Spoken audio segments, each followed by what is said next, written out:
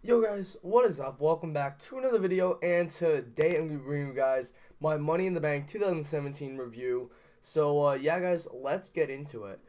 The first match was the Hype Bros taking on the Colognes on the pre-show. I'm very happy to see that the Hype Bros are back, and the Hype Bros ended up winning by pinfall, with Mojo Rawley coming in, and he bowled over the heels, and he ended up winning the match 1-2-3.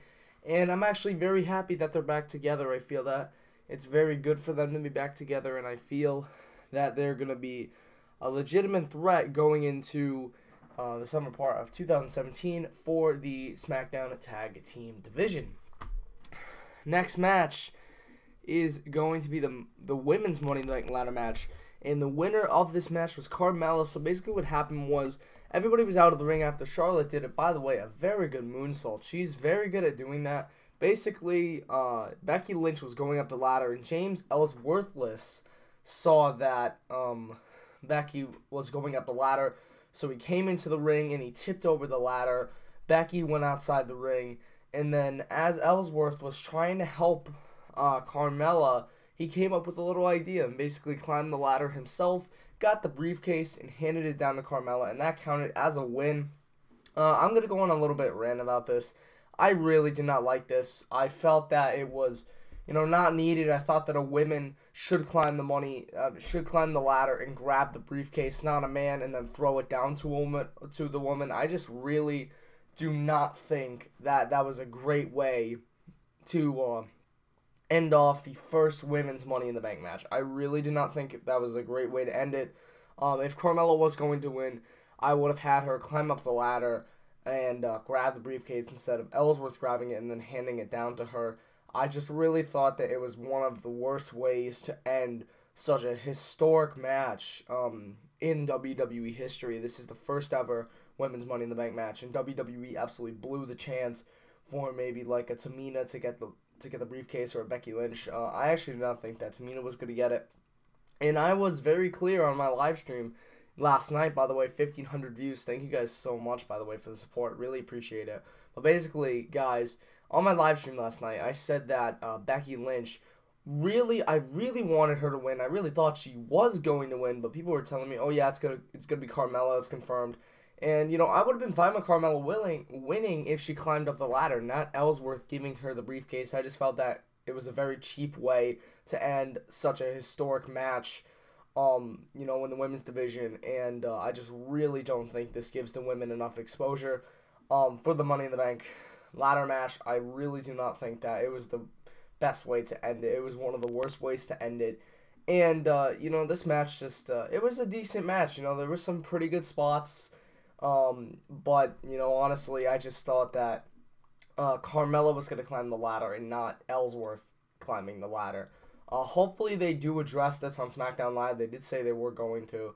And yeah, it was just kind of the worst way to end of such a historic match, and I just really did not like the way it ended. And the winner of this match, as I said before, was Carmella, when Ellsworth climbed up the ladder and handed the briefcase down to Carmella. Next match was the Usos taking on the New Day for the SmackDown Tag Team Championships, and the winner of this match was the Usos. The winner of this match, was the New Day via countout. Basically, this match, I really love this match. A lot of close falls. I really liked this match. I think, in my opinion, it was one of the best matches of the night, and I thought it was just a great way to give the New Day exposure and give the Usos exposure. I think this was one of the best matches of the night, maybe even the best match of the night, because there was a lot of close falls. There was a lot of good spots with Big E spearing, I think it was Jimmy Uso outside the ring. It was absolutely amazing. I really liked this match. It was very exciting.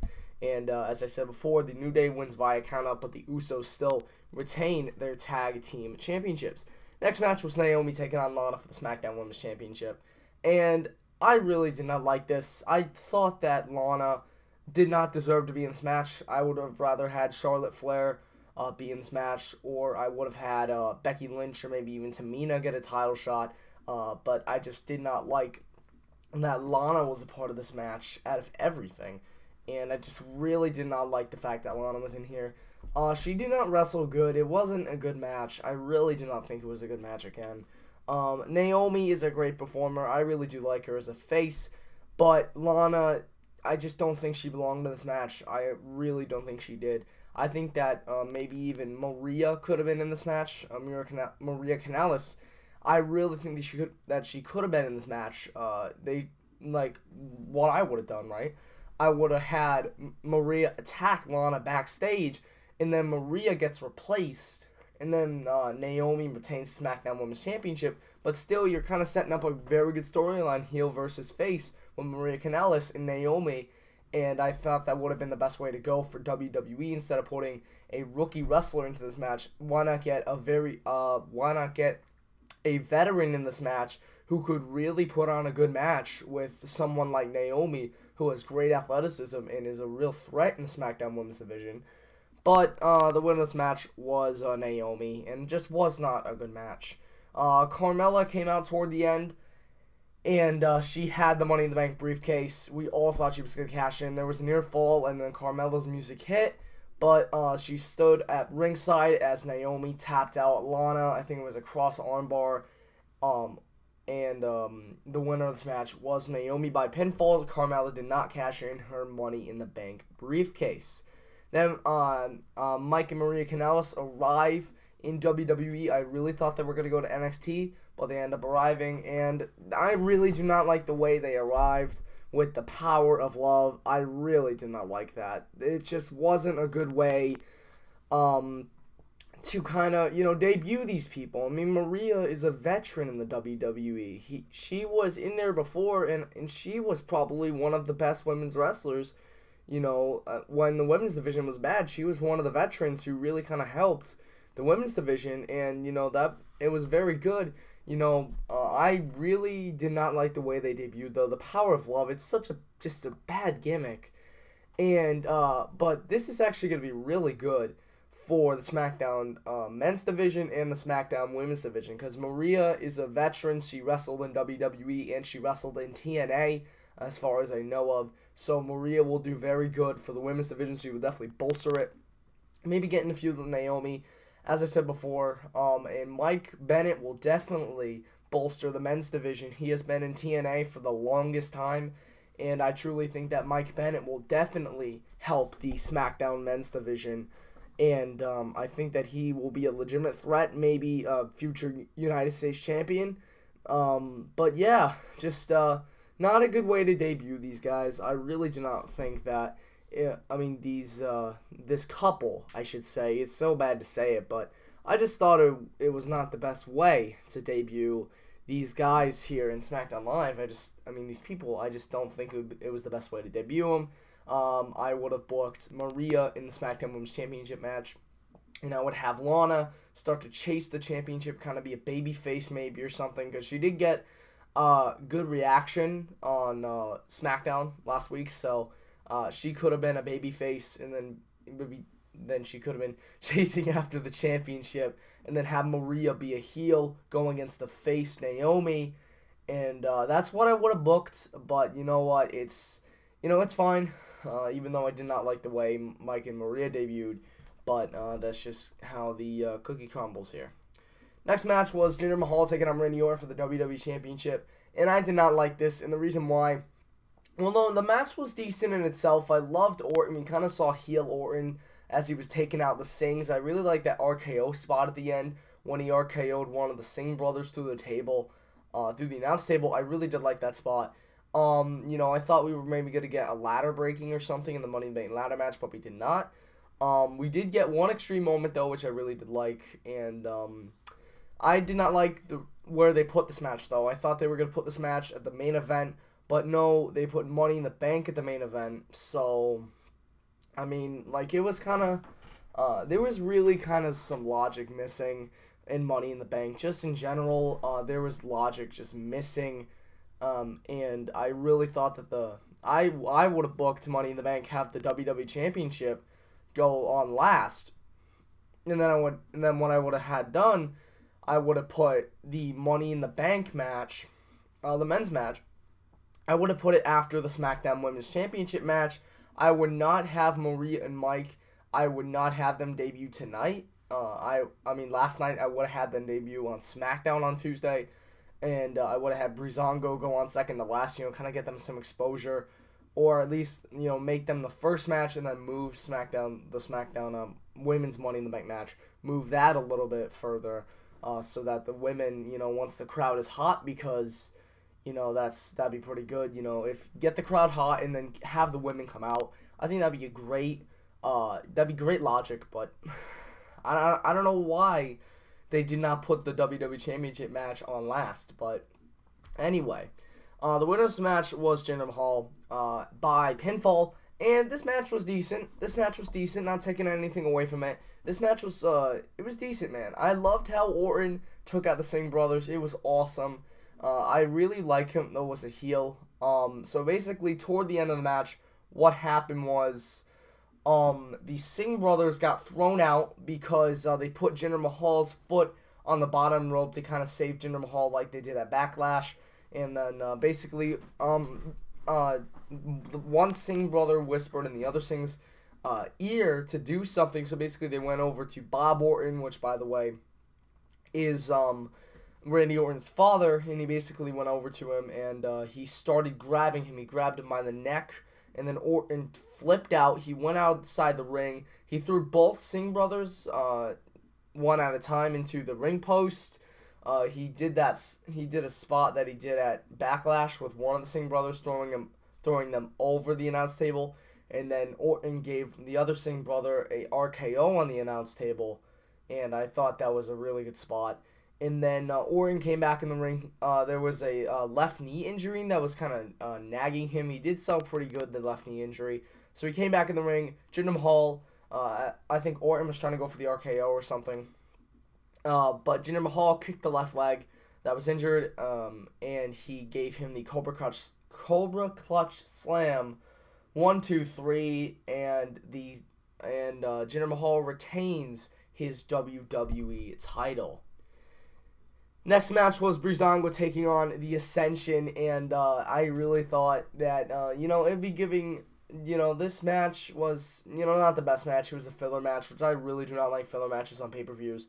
But, Breezango, I think, is going to be a real threat, along with the Ascension. If WWE can book the Ascension right and Breezango right, then that's two teams right there that can be a real threat in the SmackDown Tag Team division.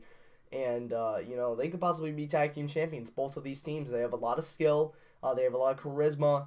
And Breezango was kind of a comedy act at Backlash when they got their tag team title opportunity.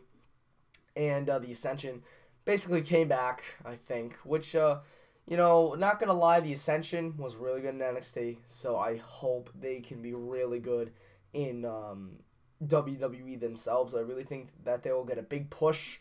They will be one of the major heel teams, along with the Usos.